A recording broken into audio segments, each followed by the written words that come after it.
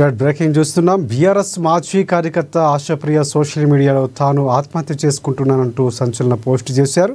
BRS party social media తనను వేధింపులకు గురి చేస్తుందని పేర్కొన్నారు. తన చావుకు పీజేఎంఆర్ హెచ్ఎస్ కేటీఆర్ కారణమంటూ పేర్కొన్నారు. కొన్ని గంటల్లో తన నుంచి ఎలాంటి పోస్టు రాకుండా చనిపోయానని అర్థం చేసుకోవాలని కూడా ఒక వివరణ ఇచ్చారు. వేధింపులకు సంబంధించినటువంటి ఆధారాలన్నీ కూడా తన వాట్సాప్ సెల్ఫ్ చాట్లో ఉన్నాయని కూడా తెలిపారు.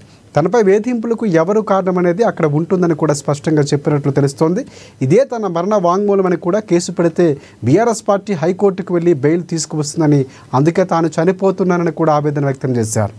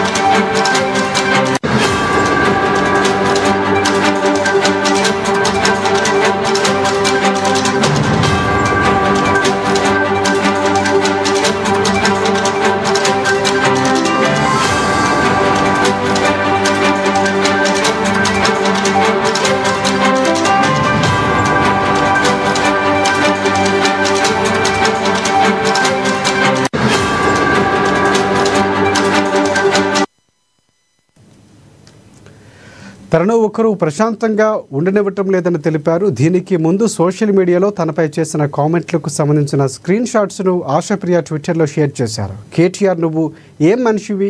నీ మనుషులు ఏం మాట్లాడుతున్నారు నా గురించి అంటూ ప్రశ్నించారు. పార్టీలో ఉండే మహిళతో నీకు సంబంధం ఉందని తన ఫోన్లో చెప్పారని ఆరోపించారు. మాట్లాడిన సాక్ష్యాలు బయట పెట్టాలా అని ఏంది అని కూడా నిలదీశారు.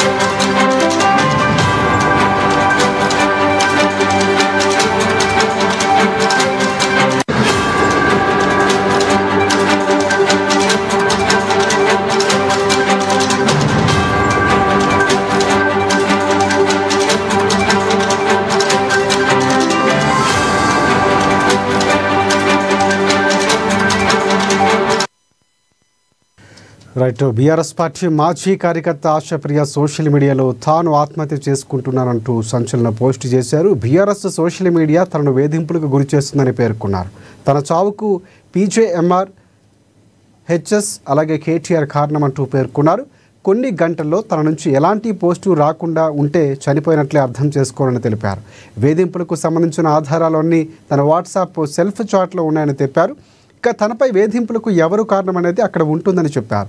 ఇదే తన మరణ వాంగ్మూలమని కేసు పెడితే బీఆర్ఎస్ పార్టీ హైకోర్టుకు వెళ్లి బెయిల్ తీసుకువస్తుందని, అందుకే తాను చనిపోతున్నానని కూడా ఆవేదన వ్యక్తం చేశారు. తనను ఒకరు ప్రశాంతంగా ఉండనివ్వటం లేదని తెలిపారు. దీనికి ముందు సోషల్ మీడియాలో తనపై చేసిన కామెంట్లకు సంబంధించిన స్క్రీన్ షాట్స్ను ఆశాప్రియ ట్విట్టర్లో షేర్ చేశారు. కేటీఆర్, నువ్వు ఏం మనిషివి, నీ మనుషులు ఏం మాట్లాడుతున్నారు నా గురించి అంటూ ప్రశ్నించారు. పార్టీలో ఉండే మహిళతో నీకు సంబంధం ఉందని తన ఫోన్లో చెప్పారని ఆరోపించారు. మాట్లాడిన సాక్ష్యాలు బయట పెట్టాలా అని ఏంది అని కూడా నిలదీశారు.